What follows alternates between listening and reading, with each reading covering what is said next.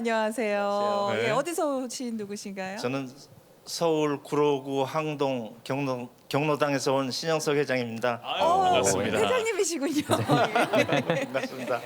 지금 우리 경당 회원들께서 보고 계실 텐데 잘하고 가겠습니다. 아유, 너무 귀여우세요. 아니 진짜 주변에 궁금하신 분들 많으실 것 같아요. 네. 아침마다 보면서. 저 연금에 대해서 아주 명쾌하게 해설을 잘해주시는 우리 이영주 선생님 감사합니다.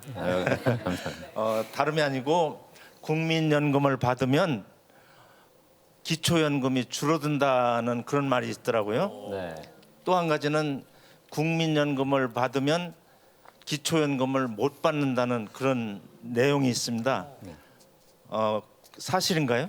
줄어들 뿐만 아니라 못 받을 수도 있다라는 네. 질문이에요. 뭐 말씀하신 내용은 사실 일부분 맞는 이야기인데요. 이 부분에 대한 오해도 좀 많은 게 사실입니다. 일단 기초연금이 무엇인지부터 설명 한번 드릴게요.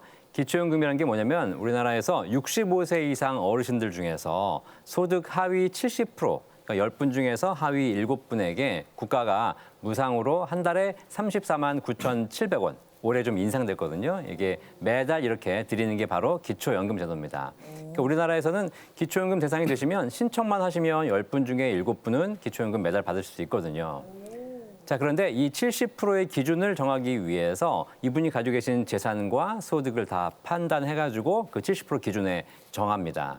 그러다 보니까 이 소득과 재산 판단하는 기준에 국민연금도 들어갑니다. 따라서 국민연금을 많이 받으시면서 다른 재산도 있으시게 되면 아마 기초연금 이제 탈락이 되셔가지고 받지 못하게 되시는 거죠. 그러니까 국민연금 많이 있다고 해서 기초연금 못 받는 게 아니고 다른 재산 다 합산해서 보는 것이기 때문에 전체적인 걸 다 같이 보셔야 될 필요가 있어요. 근데 이제 문제가 뭐냐면 실제로 이렇게 해서 재산 소득이 좀 적으셔서 기초연금 받게 되시는 분들 중에서 국민연금을 좀 많이 받으시는 분들에게 기초연금을 감액하는 제도가 좀 있습니다. 화면 한번 보시면요. 국민연금을 받으시는 분 중에서 국민연금을 안 받거나 적게 받으시면 기초연금 34만 9,700원을 다 받을 수 있으세요. 그런데 국민연금 받으시는 분들 중에서 국민연금이 한 달에 52만 4천 원 이상을 받으시게 되면 그 금액이 올라가면서 기초연금이 감액되기 시작하고요. 최대 50%까지 감액됩니다. 따라서 국민연금을 받는다고 해서 기초연금 못 받는 건 아니고 일부 감액이 되는 것이죠. 지금 올해 기초연금 수급액이 34만 9,700원으로 결정됐기 때문에 감액당하시는 분들은 실제로 거의 한 17만 원 정도 감액될 수 있으니까 이런 부분 좀 아쉽긴 합니다. 그러니까 줄어든다는 거를 좀 아는 순간부터 뭔가 좀 아쉽기도 하고 막 그래요. 그렇죠. 좀 억울하시죠? 네. 그래서 오해가 많으신 게 뭐냐면 국민연금은 내돈내산이잖아요. 내가 내서 내가 받는 연금인데 국민연금을 열심히 잘 준비했다고 해가지고 기초연금을 깎는 건 좀 아니지 아닌가요? 이렇게 좀 얘기를 하신 분들이 많습니다. 근데 사실 이게 이제 그 국민연금을 잘 보시면 국민연금을 내돈내산, 내가 내서 내가 받는 거라고 알고 계시겠지만 사실 국민연금을 수령액을 산정하는 그 기준을 보시면 여러분이 내신 돈도 있지만 국가가 복지제도의 차원에서 지원하는 부분도 일부 포함되어 있습니다. 따라서 국민연금도 많이 받고 기초연금도 받으신 분들은 복지가 중복된다라고 국가는 생각하고 있는 거예요. 그래서 이제 기초연금 받으신 분들에서 복지 중복을 없애기 위해서 일부 좀 줄이는 거거든요. 그런데 국민연금 10만 원 더 받는다고 해가지고 기초연금 10만 원 깎는다면 국민연금을 준비 안 하는 게 맞는 얘기죠. 근데 실제로 그렇진 않습니다. 국민연금을 더 많이 받으신다 하더라도 기초연금 줄어드는 부분은 굉장히 좀 적은 부분이고요. 그다음에 기초연금 받을 수 있을지 없을지는 또 65세가 돼봐야 아는 거잖아요. 그러니까 젊을 때 우리 어르신들이 이렇게도 얘기하시다 보니까 실제 젊으신 분들이 그런 얘기 듣고 국민연금을 안 내거나 줄이는 분들이 계세요. 그러실 필요까지는 없을 것 같습니다. 나중에 여러분들이 국민연금을 줄였는데 만약에 기초연금 제도가 바뀌어가지고 전부 다 드린다. 그러면 사실상 그건 좀 잘못된 거잖아요. 그래서 제도가 어떻게 바뀔지 모르니까 미리부터 걱정하지 마시고 국민연금은 다다익선 많이 최대한 준비하시는 게 좋습니다. 네, 알겠습니다. 예, 고맙습니다. 회장님 좀 도움이 되셨나요? 네, 도움이 많이 됐고요. 우리 이영주 교수님 명쾌하게 그래서 인기가 최고입니다. 예, 예. 그리고 이 문제가 우리 노인들이나 어르신들이 제일 궁금한 겁니다. 그럼. 정로당으로 한번 오늘 찾아뵙겠습니다. 답변 잘해주셨습니다. 네, 궁금한 거 앞으로도 많이 질문 주시고요. 예. 자, 이번에는 송태진 교수님께 질문을 한번 받아볼 텐데요. 예, 또 질문 있으신 분? 네. 네. 네, 안녕하세요. 쌍문동에 사는 정채원이라고 합니다. 반갑습니다. 예, 굉장히 씩씩하게 말씀하시네요. 네, 저희 부모님께서 아침마당을 굉장히 좋아하시는데 어. 아마 지금도 보고 계실 것 같은데 이렇게, 인사 한번 해주세요. 카메라 보고. 네, 어머니 아버지 사랑합니다. 이렇게 나올 수 있게 돼서 참 영광이고 반갑습니다. 네. 어떤 질문이 있으실까요? 제가 요즘 일을 너무 열심히 해서 그런지 머리가 좀 자주 아프고 자주 체하게 되는데 이게 머리가 아프니까 소화가 잘 안 되는 건지 아니면은 자주 체하게 되니까 이것 때문에 머리가 아픈 건지 원인을 잘 모르겠더라고요.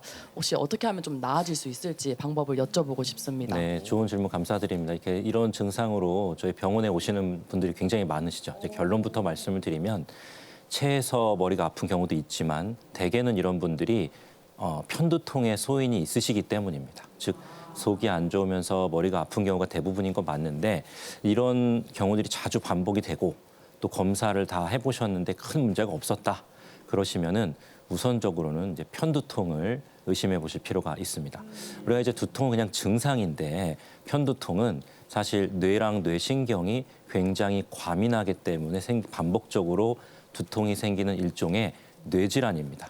그래서 통증이랑 같이 다양한 증상이 나타날 수가 있는데 대개는 두통이 아주 지끈지끈하게 박동성 두통이 생길 수가 있고 뭐 단순히 그냥 몇 분 안에 끝나는 게 아니라 몇 시간씩 가고 길게는 뭐 한 2, 3일씩 가는 경우도 있습니다. 보통 한 72시간까지도 지속될 수 있다고 돼 있고요. 그 이후까지 지속되면 다른 문제가 있는지를 꼭 확인을 해보실 필요가 있습니다. 그리고 뭐 울렁거리고 토할 것 같고 말씀하신 체한 증상이나 이런 증상들이 굉장히 많이 동반이 되고 그래서 많은 분들이 나 체한 줄 알았다. 그랬더니 알고 보니까 체할 때 항상 머리가 아픈데 또 이제 알고 보니까 저희가 보니 이거 편두통입니다. 보통 이렇게 말씀을 드리죠. 편두통이 있을 때는 이제 빛이나 소리에 굉장히 예민하기 때문에 밝은 데 가면 심해지실 수 있고 뭐 시끄러운 소음을 듣거나 하면은 편두통이 굉장히 생기거나 또 심해지실 수도 있습니다. 특히 편두통이 좀 문제가 이게 머리가 많이 아프기 때문에 사실 저도 편두통이 굉장히 심한 사람으로 한번 이제 증상이 오면은 약 먹고 일단 자야 되거든요.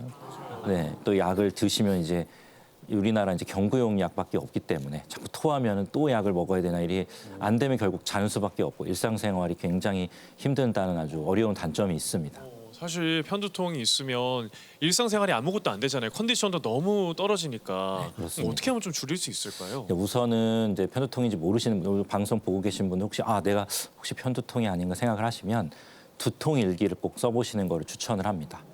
이 스마트폰 많이 쓰시는데 거기 앱에도 있거든요. 두통 일기 검색해 보시면 우리가 지금 엊그제 제가 뭘 먹었는지도 잘 기억을 못 하기 때문에 일기를 써보시면 그날 머리가 아팠는지 안 아팠는지 오늘 어떻게 하니까 아팠는지 오늘 어떤 음식을 먹었다 뭐 커피를 몇 잔 드셨다 또는 뭐 오늘 내가 두통약을 종류를 뭐 어떤 거를 몇 번 몇 시에 먹었다 그랬더니 두통이 좋아졌다 나빠졌다 또는 뭐 오늘 잠을 몇 시에 잤는데 몇 시간 정도 잤다 뭐 이런 것들을 자세히 적으시면 유발 요인도 알 수가 있고 또 적절한 치료 방침을 세우는데 아주 큰 도움이 될 수가 있습니다. 또 제일 먼저 하셔야 될 거는 이 편두통에 좋은 올바른 생활 습관을 가지시는 게 중요한데 지금 방송 보고 계신 분이시면은 당장 뭐 스트레칭이든 아니면 뭐 집에 자전거 있으시면 타시면서 같이 방송 보시면 좋을 것 같습니다.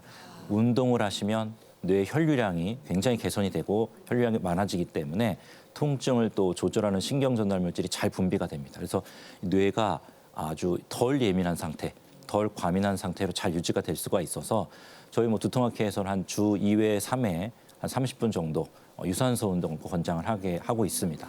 또 이제 편두통이 공복을 오래 하거나 또 과식을 하거나 특정 음식, 뭐 치즈나 레드 와인이나 이런 거를 많이 드시면 생길 수도 있기 때문에 유발 요인 되는 음식을 피하셔야 되고 또 식사를 또 잘 하시는 게 중요하고 잠을 잘 못 주무시면 수면이 부족하면 편두통이 되게 생기거나 심해질 수 있기 때문에 잠을 충분히 주무시는 게 중요하고 밝은 데 가면 생기시는 분은 선글라스를 끼시고 뭐 시끄러운 소리를 듣거나 하면 두통이 생기는 분은 이제 노이즈 캔슬링 이어폰을 하시고 또 뭐 특정 냄새, 뭐 가스 냄새나 뭐 이제 기름 냄새를 맡으면 두통이 생기는 분들이 계시거든요. 그런 분들은 마스크를 꼭 착용을 하고 다니시는 걸 추천을 합니다.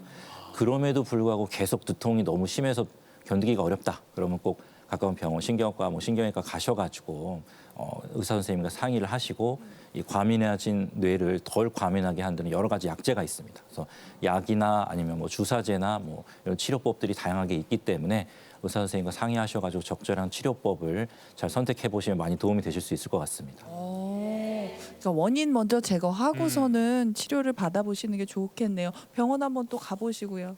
네. 네. 도움이 좀 되셨나요? 굉장히 큰 도움 됐습니다. 제가 하지 말란 것만 다 하고 있었던 것 같아서. 그럼 병원 가기 전에 그거 먼저 안 해보시고 그래도 아프시면 병원 상담해보세요. 알겠습니다. 답변 너무 감사합니다.